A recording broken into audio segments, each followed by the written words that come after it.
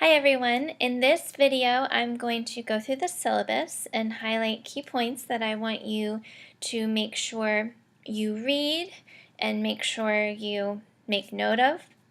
And I'm going to also look over some of the due dates so that you get an idea about what this semester is going to look like as we progress. This is something I would have done on the first night of class if we were in a face-to-face class, but since we're in an online class, I record this video to make sure that we are on the same page about the syllabus and to make sure you don't have any questions.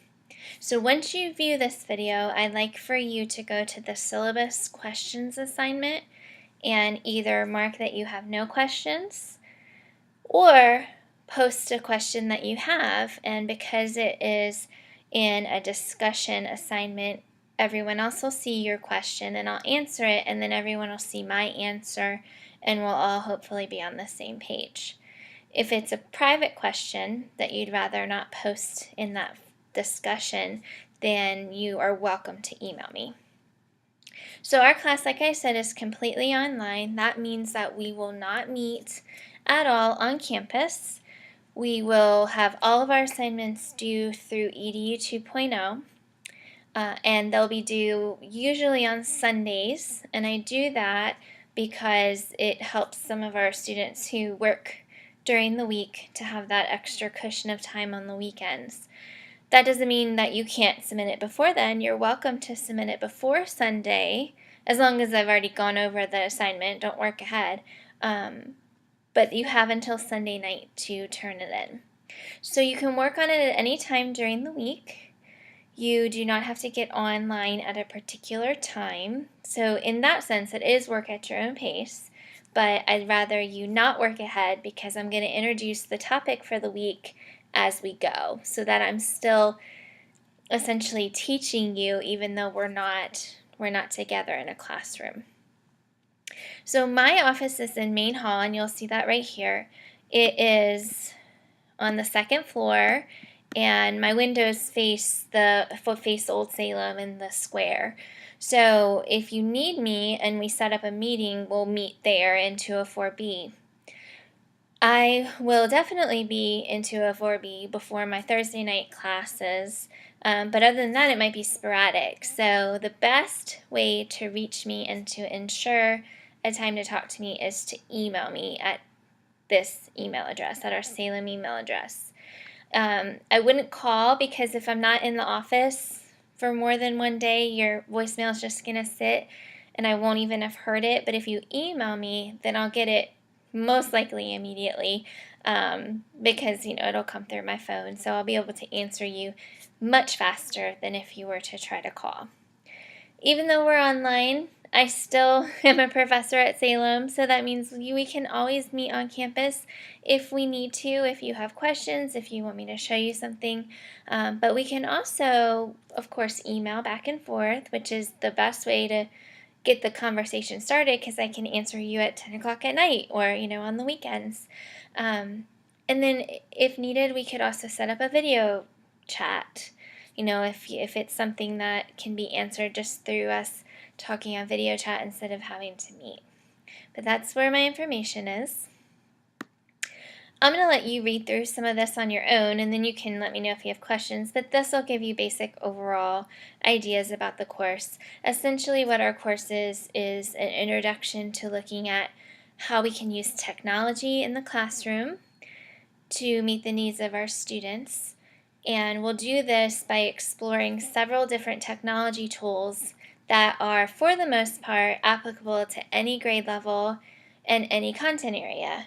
And I chose those tools because I know that some of you might be high school math, and some of you might want to teach kindergarten, or you might want to do special ed.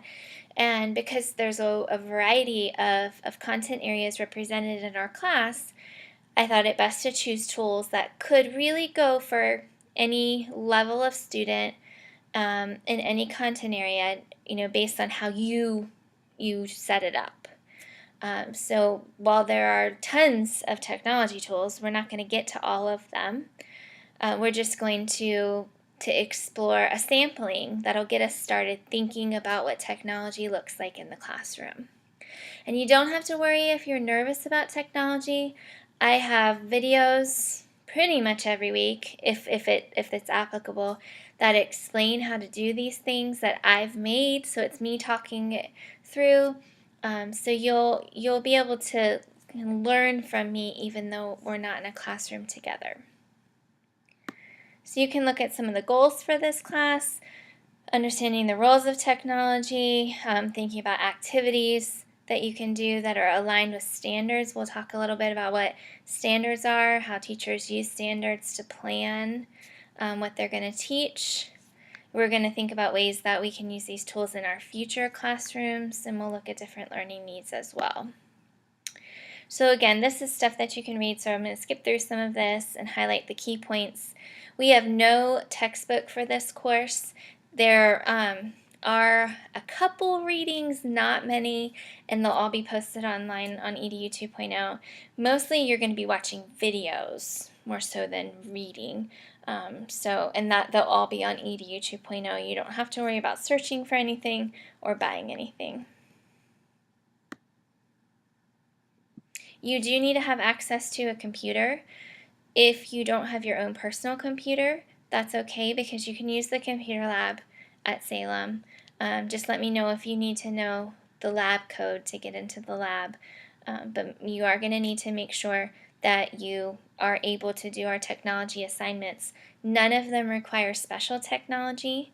I made sure that everything is something you can just do with a regular computer, and one you can even do with your phone. So it's not going to be anything where you have to purchase something. If you don't have Word, you can use Google Docs, which is available through your Salem email. So it's nothing that you'll have to purchase. I do expect you to check your email as well as EDU 2.0 as much as possible, several times a week. Every day would even be good because I'm going to send you a lot of emails because we're not together in class. This is the way I communicate with you. So you'll see, just like I sent this morning, an announcement that what went to your email, and it was posted on EDU 2.0. I call those announcement emails. Those will be sent to you regularly, at least once a week at the beginning of the week to announce the topic, but most likely more than that. I'll send reminders about the assignments, and I do this because that's just one of my teaching strategies, but also because that ensures that I know that there's communication. But if you don't check your email, then that doesn't help. So you need to make sure that you regularly check it. And you can look through some of the policies. I do accept late work. I'd rather you turn it in late than not at all. All of the assignments that I created have a purpose. I would never give you something just to give you busy work. All of it is something I think you should know as a teacher, strategies, tools that I think will benefit you as a teacher. So yes, I want you to do it. But of course, if it's late, there'll be a penalty for assignments because it is your responsibility to turn it in on time. But please do it and know that I will accept it even if it is late. There is the grading scale. There are 2 grading scales listed, and that's because we have what's called a cross-listed course. Most of the courses in the education department are cross-listed. You'll see it there at the 100 or 300 level, and then also the 500 level. That is because the 500 level are our MAT students, who are graduate students. Graduate students are not able to receive anything lower than a C-. So you'll notice that once you go lower than that, it becomes a failing grade. And that's the only difference between the graduate grading scale and the undergraduate grading scale. So just know, if you're a 510 student and you have a D, which I don't believe will happen, but if you do, that means it's really an F. and that will be what the final score is. And the reason why EDU 2.0 won't show an F, it'll show a D, is because I can only put one grading scale in EDU 2.0, so I've put the undergraduate grading scale there. So that's just the only difference and thing to note. Otherwise, it's the same as the rest of the college. So we have 3 categories of major assignments in this course, and you'll see that the first category is the largest, and that's what we'll spend the most of our time doing this semester. And those are our technology projects, and all of those will probably be the things that you enjoy the most, because that's the hands-on, that's the getting to make some things hopefully that you can use in your classroom one day. So you'll see those listed here and their percentages, and I do have them weighted on EDU 2.0, so it'll already calculate that, as we do them. You'll see this first one is a discussion we'll be doing during our first week, which I'll explain, and then we jump right into some more hands-on fun things that you might use in your classroom, the first one being a virtual field trip. And I'll teach you how to do that, and then you'll get to make one. And you can make it based on what you want to teach for your classroom. So those will happen all throughout the semester, and they all add up to the 65%. The second category is our field experience, and that means our visits to classrooms and our chances to see what teachers are doing right now. So maybe you haven't really had a chance yet to go into classrooms beyond just being a student. Now you get to go in learning how to be a teacher. So for our class, because we're the very first education class, we're at the 110 level, we only have one observation to do in a school. If you're at the 510 level, you'll have 2, which I'll explain a little bit more later, but basically you have the least amount of visits to a school out of any of our education classes in this class. I will give you your school placement. I get a list from our coordinator of that, Dr. Beam. She'll give me a list, and then I'll match you with a placement based on what you tell me in your introduction. So if you want to be an elementary school teacher or a special ed teacher in elementary or special ed in a high school, or you want to be high school math or high school English, whatever you think you want to be, I'll try to match you with that teacher for your observation. If you don't know what you want to do, then that's fine too. I can just give you one, and then you can experience it, and then you go to another education class and you try a different one, and then that will help you narrow it down. In addition to that, because I don't think that one visit is going to be enough for you to really start to think about if you want to be a teacher and see what teachers are doing, we also have videos that we're going to watch throughout the semester that show ways that technology is being used in the classroom.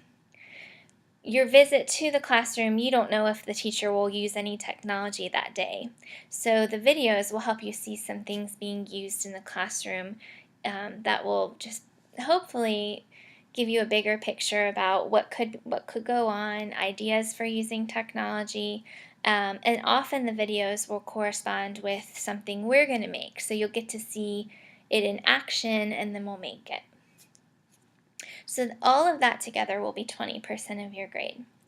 Now the visit to the classroom, I will explain in much more detail as we get closer to that, and the next couple weeks Dr. Beam will give me the placements. I'll match them to what you want to teach, and then I'll send them to you, and I will send you the instructions for going out to the school and what you should do for me after doing that. So all of that will come. You don't need to worry about it. I will be very detailed in my emails to you so that you know exactly what to do.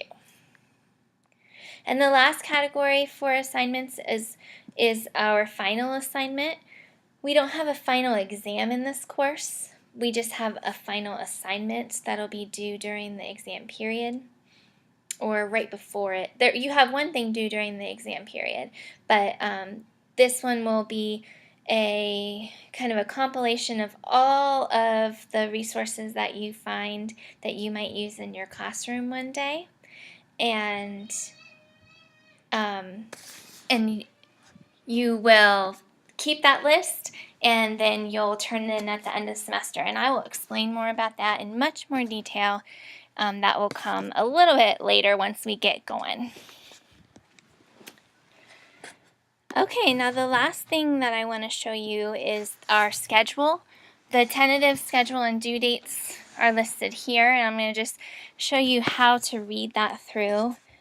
Notice I wrote tentative, and the only reason I did that is just to say that there's a very slim possibility that we might change it, but I usually don't. If I ever were to change it, it would be because I need to change it in order to help you, not to, catch you off guard, but to help you. So say, for example, we have a big snow, which maybe we could in sometime February, beginning of March, and people lose power.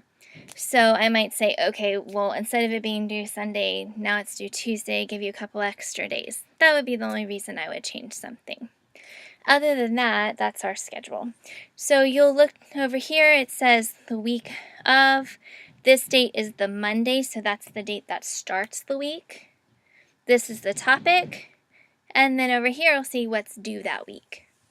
So this week we have something due on a Wednesday, which is rare. Usually it's going to be due Sundays. I made it due Wednesday, the introduction, only because that helps me see that everyone's logging on and that everyone can access the course, and it's kind of a way for me to take attendance before the drop add period is over. So you see that's due Wednesday, then you have some stuff due Sunday, and that's on here, which I will explain because I'll send you an email that talks about all of this in detail. Then the next week, you see the dates of Monday, the topic, and what I want you to do for that week. Okay, and that's how it goes throughout the whole schedule so that you know what to do. Okay. There are some notes, for example, this week is leading up to spring break, and I still made our assignment due Sunday, which is technically the second day of spring break, and I said, note that this is spring break. If you don't want to have anything due during that day, then just submit it by Friday before you leave campus. But I left it due Sunday just because we still have people, who work during the week, or maybe who don't live on campus, who need that extra day till Sunday to turn it in. Okay, so same pattern all the way through. Now I want you to make sure you review all that and let me know if you have questions. And here's where I want you to do that. When you go to our class, you'll see under assignments, your second assignment is called syllabus questions. When you look at that, it says that by Sunday, February 10th, which is this coming Sunday, I want you to come to the discussion and post, and I want you to say either, I looked at the syllabus and I have no questions, or I want you to type your question. And when you type it, if you look at the assignment, it has this little dialogue bubble. That means it's a discussion, and that means everyone in the class is going to see your question, and then I'll answer your question there, and they'll all see it as well. So let me know if you have any questions, and I will be in touch with a detailed email about this week's first topic.